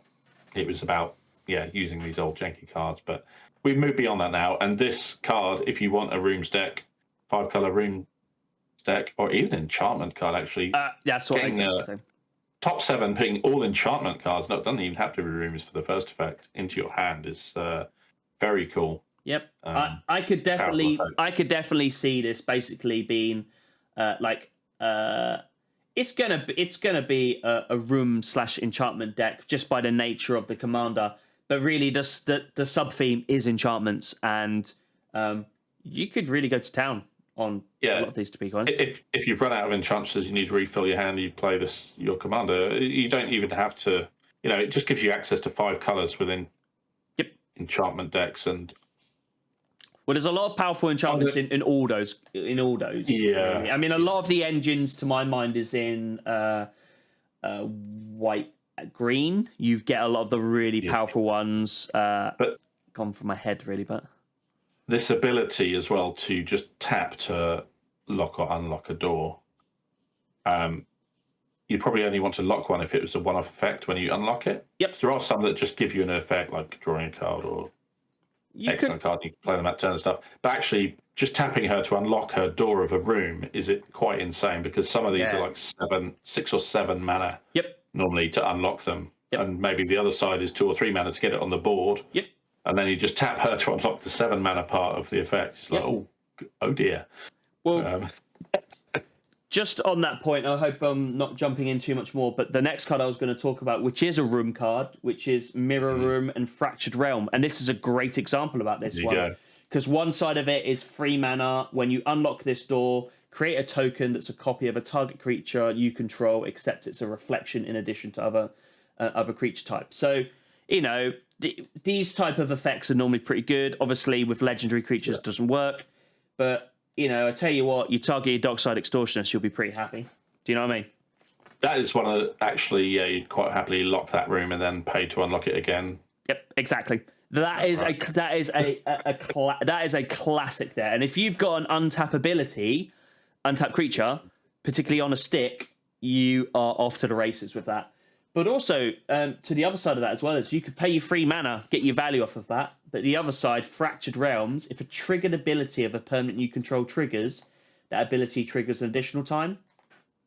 It's a Panamana kind of effect that's pretty good. That when you're basically, you'll tap her as your commander and unlock that side of things. Unlock it. She gets blown up by a board wipe player again. You get the top 14 cards the next time. Bish bash bosh. Well, you get the top 7, then the top 7. Yep. Exactly. I mean, that's a pretty good effect. And if you really wanted to, I mean, the way I would maybe look at that, particularly with her, is I'd maybe use Blink as not only as protection, but also to keep going, churning through your deck. That'd be the way I'd look at that. But that's pretty powerful stuff, man. You basically, with your commander, and you could play Mirror Room for 3 mana, you could then tap to unlock Fractured Realms. That's quite aggressive. Yeah, very cool. It is very, very cool. Yeah. Why don't we do a few more? Why don't you talk to me about? Grab another one for me. So this I'll talk about Nowhere to Run. Yeah. There's a lot. I'll also say there's a lot of cool card names in this set as well. Yeah, there are some really cool ones, isn't there? So this is a 2 mana. So it's 1 and a black enchantment with flash. Mm-hmm. When Nowhere to Run enters, target creature an opponent controls gets -3/-3 until end of turn. It's pretty good. Okay. Yeah. It also has a second paragraph, which is the most important one. Go on. Which is creatures your opponents control can be the targets of spells and abilities as if they didn't have hexproof. And then ward abilities of those creatures don't trigger. Oh, baby. So here we go. We finally got the cure-all for ward is that you play this 2 mana enchantment. They lose their ward effect, and you can give their creature -3/-3. There you go. Oh, my lord. Yeah, and removing hexproof as well. For the commander players among you, you still get to keep your shroud, so don't worry about it. But hexproof gone, and ward abilities don't trigger. I mean, that is pretty powerful, isn't it? Pretty good. It's the fact it has flash as well. It's very, very cool. I think the flash is. I think if you took flash away from it, it would be very good. It would, yeah. Yeah, still. But I think, definitely. But I think flash really, particularly on a black card as well, that makes it. Do you get much flash in black? Yeah, you get the occasional creature, I think. No, it's not primary in black, but you do get the odd thing here and there. That's good. In black, that's quite. You often get a creature, say it's a 2/1 with flash, that can't, and then you flash it in and block, and that kind of thing. But not a huge amount. That's interesting. I like that card actually. That's a good one. It's only an uncommon. Yep, 100%. I think it's very, very good. Talking of uncommon, I was speaking to Dom about this one before we started. Potential PEDH commander, so Pauper EDH commander for me here. Arabella Abandoned Doll. First and foremost, that is some spooky artwork, man. That is freaky. Just a creepy doll. Yeah, classic creepy doll. I've never understood creepy dolls. But yeah, really, really creepy. And actually, I don't know if you're looking at the artwork now, Dom, but if you look to the left of it, the extra creepy bear with the teeth as well. Yeah. All the teddies in this are like filled with spiders. Yeah, it's really, really bad. Horrible. So Arabella, again, this was the card we were talking about when I was saying low mana abilities. But she is for a red and a white, a legendary artifact creature toy, a 1/3. Whenever Annabella Abandoned Doll attacks, it deals X damage to each opponent, and you gain X life, where X is the number of creatures you control with power 2 or less. So, low to the ground, go wide strategy. Yeah. Pretty cool. I'm going to protect my Arabella, particularly in white, maybe with flicker effects, and I'm just going to attack. I could see something like this, obviously, in PEDH. I don't think you could be able to do this, but I could see this happening. You just get your creatures out, and something like the enchantment where you could take creatures out of combat. I literally had it in my head a second ago. Reconnaissance. I mean, basically, she ain't dying, but you're doing the damage, and you're getting the life. I quite like this. I mean, look, full disclosure for a PDH deck, I've seriously been wanting to do Mayhem Devil for a long, long time. The problem is it's vile, and everybody knows it's vile. But actually, I'm quite interested in this deck. This Arabella as a commander could be quite interesting. Boros attacking, do damage to each opponent as well. I like that. Gain extra life. Yeah. I'm liking this. I'm liking this a lot. I like this card. Definitely. Okay. Why don't you do us another one? You do one, I'll do one final one, and we'll sign off. Yeah, so we haven't even really touched on the Commander Precons, but I just want to talk about one card from it, which will be great for your Scarecrow deck as well, which is in the Golgari Precon, you get a secondary commander called Rendmore, the Creaking Nest.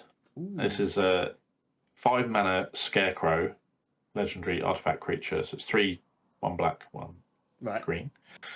With Menace Reach. It's a 5/5. When it enters, and whenever you play a card with 2 or more card types, each player creates a tapped 2/2 black-bird creature token with flying. The tokens are goaded for the rest of the game. Ooh. So, for the first time ever, we've got a Scarecrow that creates crows and scares them away. Yeah. Exactly. Finally, this Scarecrow is the one Scarecrow that's actually doing its job. Yeah, exactly. And what an amazing effect. And yeah, obviously you've got to play cards with 2 or more card types, but, artifact creature, classic. That's pretty good stuff, let's be honest, isn't it? Yeah. It's a really interesting one. And yeah, I picked that out as one of the more interesting secondary commanders, at least from the precons. Yeah, I know we haven't really touched on the precons. I feel like everybody's going to be everybody is doing content on precons at the minute, so we kind of decided to partially leave that out because I'm sure everybody's hearing about it now. There is some interesting precons this time round, actually. Some Odoatar is quite interesting. I'm nabbing that one on release day. So. I haven't, but I may. It's one of those things I may try and pick it up, or I may regret it because I can't get hold of it. It's going to be one of those two scenarios. Yeah. But very, very much. Let me do one last card, and it would be fitting for me to finish off on surprise, surprise, an Azorius card, Dom. Nico, Light of Hope. He is a 2 generic, white and a blue. I think it's a they. A they, sorry. They. Apologies, you are right. I did forget about that. For a 3/4, legendary human wizard. When Nico, Light of Hope enters... because I forgot they say enters, not enters the battlefield now, don't they? Create 2 shard tokens. I've always liked these shard tokens. I've always thought these are quite interesting. A shard token is an enchantment with pay 2, sacrifice it, scry 1 and draw a card. Excuse me. I think that's pretty cool. But more importantly, the second ability is the interesting bit. 2 generic and tap Nico. Exile target non-legendary creature you control. Shards you control become copies until the beginning of the next turn. Return it to the battlefield under its owner's control at the beginning of the next end step. That's some shenanigans there, man. Yeah, so I mean, you're in blue, white, so yeah. What's it? You can have 3 Suntines. There you go. Oh, get all your fetch lands back. There you go. Yes, please and thank you. Yeah, look, don't get me wrong. Is this is this absolutely rotten? No. But the thing that is quite nice about it is so look, blue, white, as I've spoke about many times, you do get you get funneled into a certain style of play. Now, I don't have a problem playing that style of play, but I feel like this gives something a little bit different. You can get value off of those. So like your Wall of Omens and that sort of stuff and blah, blah, blah. And that's normally where you could get that. And then you start to flicker this sort of stuff and it's great. But to create the copies of this, so, I think it's an interesting build, and it's yes, it's blue-white, but it's not normally the type of build I'd go for. I think it's quite different, and actually, this is way more interesting kind of as a flicker deck than some of the other ones. Yeah, that's what I was thinking. Yeah, so you can flicker your commander each time they enter. It's going to create 2 more shard tokens. Yep. And yeah, they've kept the power level low by saying you have to target a non-legendary creature. But there's some pretty good non-legendary I don't think that really matters. Yeah. There's some pretty good ones, and believe me, you want to flicker them. So if you've got particularly, there's cards that it's not just flicker one card; it'll be flicker multiples. Yeah. So obviously you're exiling the original. So I misspoke earlier where you end up with 3 Suntines, but obviously the Sun Titan you've exiled will then return, and you'll still get the ETB effect.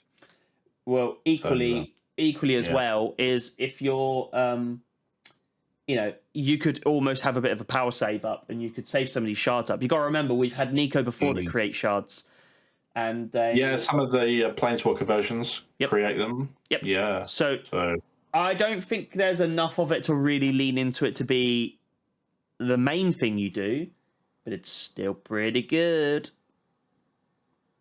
Yeah, definitely in a more interesting direction than a lot of Azorius commanders, for sure. Yeah, exactly. I mean, enables some unique things. Yeah, 100%. Yeah, I think that's quite an interesting one for me. I will also say, recently they've been printing a lot of clones that the clone ends up being a non-legendary. Yes, they have. So there you go. There's also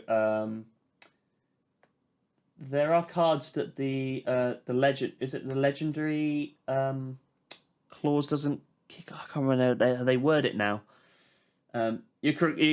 Basically your creatures aren't legendary or something. They've been in a few effects or creatures, haven't they? Yeah. It's like in the Doctor Who set, there was one of the masters stopped the legendary rule from sacrificing and things like that. Yeah, you've got a few of those. Yeah. So again, that might be interesting to look at. I'm not too sure. I know there's an artifact. I can picture the artwork in my head. But there's a few things to do with that. Is it going to be... I just think it's an interesting build of an Azorius deck, more so than a powerful deck that people should go out and build. You'll actually survive, unlike a lot of Azorius commanders. You plop them down and your opponents are like, actually, this one is quite interesting. Well, it's not so vile that it's a kill on sight, but it's also it's got enough bite to it that actually is worth playing. That's kind of the way I looked at it. And also, when you replay it, you get a benefit as well. They might not want to remove it. Yeah, more shards come down. I like those. Like I said earlier, I like those shard tokens. I like the idea that if you're not doing anything with them, great. I'll sacrifice one. I'll scry and I'll draw a card. Yeah, lean into that. Sounds pretty good. Sounds pretty good to me. So, broad strokes here, Dom. Duskmourn, you looking forward to this? Are you excited for it? Yeah, I think so. I think they delivered on the horror themes whilst having that kind of thread of hope running through it. A lot of, people have said, it's bit too many references, but actually there's a lot of more subtle references as you're looking a little bit deeper that you might not pick up on as well. Yeah. And, you know, as a horror fan, great. Yeah. Yeah, my only look, full disclosure, I'm really looking forward to this. I love the theme. I'm not quite as in on the meme side of stuff, but you know, I'm certainly not going to lose any sleep on it. That's just the world we live in now, unfortunately. But the one thing I would say about it is it's not a traditional Magic the Gathering plane. And I'll be interested to see where they move on from this. You know, this definitely feels like not the beginning, but one of the new, the beginning of the new style of planes they're going to start to move towards to shake things up. Because let's be honest, as much as, you know, we don't, you know, Magic the Gathering players as a rule of thumb don't like change. But there's only so many times you can go back to Kamigawa. There's only so much times you can go back to, you know, Dominaria and places like this. So they do need to spread their wings a little bit. And this will be interesting. It'll be, I'd be interested to see after 3 to 6 months after the release how this set has gone down. Because I think like a lot of these sets, there'll be mumbles and grumbles, but actually by the time we get through it, I think people will enjoy it. I think people will. Yeah. I think it will just. I think it'll be fine. I think this hit a lot of the notes more so than, you know, Outlaws of Thunder Junction. Yeah. Whilst that was a good set, it's like it was literally just an empty plane. There was no real story about it. Yeah. Which is a bit of a shame. Which is a bit of a shame. A Wild West set with none of, you know. Yeah, it's a bit of a shame because it feels like that was made to fit a story more so than a story to fit the plane. But yeah. Having just come off the back of that, and also everyone's wearing a detective hat, as a colour manner, this feels like a step in the right direction. Yeah, to be honest. Yeah, I agree with you. This feels a bit more fleshed out. I love the whole idea of, you know, basically a, you know, haunted house plane type thing. I think it's fantastic. I know some people are getting hung up on, but there's a TV, and no, it's fine. I'm prepared to go with this because the way they do it, and I love that. I love that they're basically they're used as like portals into the other side of the plane. I think they've really knocked this one out of the park. It's really, really cool. I'm looking forward to getting my hands on it, that's for sure. Happy days. Happy days. Anything else you want to say or talk about with this, my friend? No, I don't think so. Yeah, there's some great cards in here. I think Commander decks look really interesting as well. Yep. Yeah, let us know your thoughts. Are you getting any of the precons? Have you enjoyed playing with them? Yeah, love to hear. 100%. Always interested to hear what you guys have to say about our topics and what we talk about, as always. Which brings us on nicely to, we'd also love you to get in contact with us if what you guys want us to talk about. We're always very open, and we've always got lots to talk about, particularly myself, as we're all aware. But yeah, any sort of, you know, likes, anything like that on all the socials, any shares, any comments is always much appreciated. As always, we love hearing from you guys. It's really nice community building up. And it was nice to sit down and actually talk about an upcoming set as well, wasn't it, Dom? I think we're gonna try and do this. I know we've done a little bit of this in the past, but we're going to try and do this for every set moving forward. I think it's nice for us to talk about it, and hopefully you guys enjoy it as well. If you want to hear more of this, definitely get in those comments and listen to us. And let us know, and we will oblige. But anyway, Dom, it seems like a good place to sign off. I am looking forward to getting my hands on this. I know you are, and hopefully in one of our next pods we can have a little segment and we can talk about our thoughts once we've got our hands on it. How does that sound? Yep, sounds good. Sounds good to me as well. Anyway, enjoy your trip up in Scotland, and I will catch you guys. Thank you guys for watching, and thank you for listening, and we'll be back very, very soon. Cheers. Bye.